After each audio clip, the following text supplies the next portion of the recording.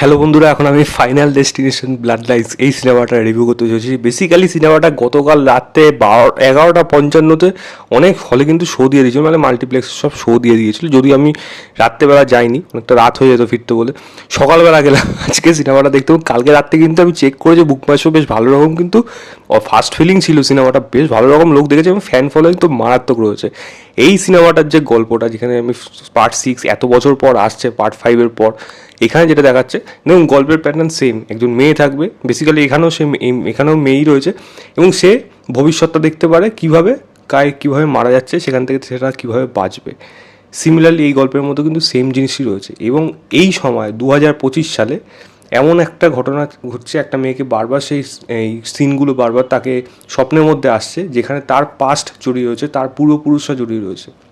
তো তার পূর্বপুরুষদের সাথে কী এমন ঘটনা ঘটেছিল, যেখানে তার পূর্বপুরুষরা কেউ বাঁচার কথা না, কিন্তু তারা আজও বেঁচে আছে। তারা কীভাবে সেটা সারভাইভ করছে, এবং আলটিমেটলি কি তারা সারভাইভ করতে পারবে, এবং তাদের যে মৃত্যুটা লেখা আছে সেখান থেকে তাদের বাঁচাবেই বা কে, এবং যদি বাঁচতে পারে তাহলে তাদের কী কী রাস্তা দিয়ে যেতে হবে এবং কী কী ফেস করতে হবে। এর থেকে বেশি জানতে হলে আপনাকে সিনেমা হলে গিয়ে এই সিনেমাটা দেখতে হবে। যেমন একটা কথা বলে দিই, আপনি এই সিনেমাটা যদি ফাইনাল ডেস্টিনেশন দেখে থাকেন, তাহলে কিন্তু গল্পের সাথে এখানে অনেক কিছু জায়গায় কিন্তু মিল এই পার্টটার মধ্যে পাবেন, কারণ অনেক কিছু কনক্লুশন কিন্তু এই ঘটনাটা দেখানো হচ্ছে। কারণ এই সিনেমাটা দুটো টাইম লাইনে হচ্ছে, এটা 1968 আর এটা বর্তমান টাইম। তো দুটোকে কিন্তু ভালোভাবে ব্যালেন্স করেছে, এবং গল্পের খাতিরে যেভাবে দেখিয়েছে সেটা বলবো আমি, রাইটিং অনুযায়ী কিন্তু সেই জায়গাগুলো বেশ ভালো রকমভাবেই করা হয়েছে। এবং দেখুন, এই ধরনের সিনেমা যা কারা দেখতে যায়, মানে কুত্তার মতো মরবে মানুষ, যারা সেই জিনিসগুলো যারা এনজয় করবে। আমি রীতিমতো মানে সিনেমা হলে এরকম দেখেছি যারা মানে রীতিমতো হাততালি দিচ্ছে এরকম নির্মমভাবে মৃত্যুর জন্য। তো যাই হোক, সেইগুলো তাদের জন্য এনজয় করার মতো জায়গা, বাচ্চাদের জন্য একেবারেই না। এবং যারা এই জিনিস দেখতে পারে না, ভুল করেও যাবেন না এই ধরনের সিনেমা দেখতে, কারণ আপনার পুরো মানে দিন নষ্ট, এবং আপনার আগামী সময় হয়তো আপনাকে ট্রমা করে দেবে। এরকম ধরনের সিনেমা কিন্তু এটাও হয়েছে। দেখুন, আমি যদি গল্পের লাইন ধরে বলি, তাহলে বলবো আমি এখানে গল্পের লাইন এখানে ঠিকঠাক ভালোভাবে লেখা রয়েছে। পারফরমেন্স যেরকম অ্যাজ ইউজুয়াল ভালো হওয়ার কথা, প্রোটাগনিস্টের পারফরমেন্স সবসময় ভালো হয় এখানে, সেই জিনিসটা এখানেও হয়েছে। টোটকে দেখতে পাবেন আপনার, যারা তাকে আগে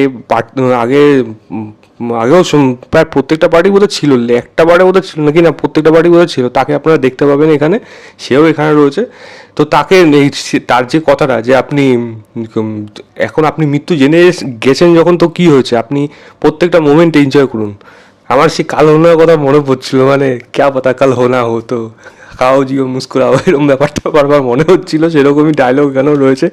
তো যাই হোক, এই সিনেমাটা যেরকম শুরু হয়, যেরকম শেষ হয়, মানে আবার পরবর্তী পার্টের একটা হদিশ বা সেটাও কিন্তু এখানে দিয়ে রাখলো।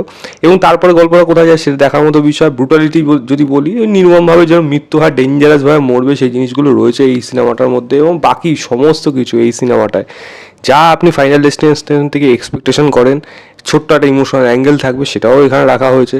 কমেডির জন্য কিছু মোমেন্টও রাখা রয়েছে, সেগুলো কিন্তু এখানে ওয়ার্ক করে। তো ওভারঅল একটা হোলসাম এন্টারটেনমেন্ট কিন্তু আপনি এই সিনেমাটার মধ্যে পাবেন, যদি ফাইনাল ডেস্টিনেশন ফ্যান হয়ে থাকেন, বা সেই ধরনের সিনেমা আপনার পছন্দ হয়ে থাকে, বা এই ধরনের সিনেমা আপনি দেখার নলেজ আছে, আপনি সেইগুলোকে নিতে পারেন, তবেই কিন্তু এই জিনিসগুলো ওয়ার্ক করবে।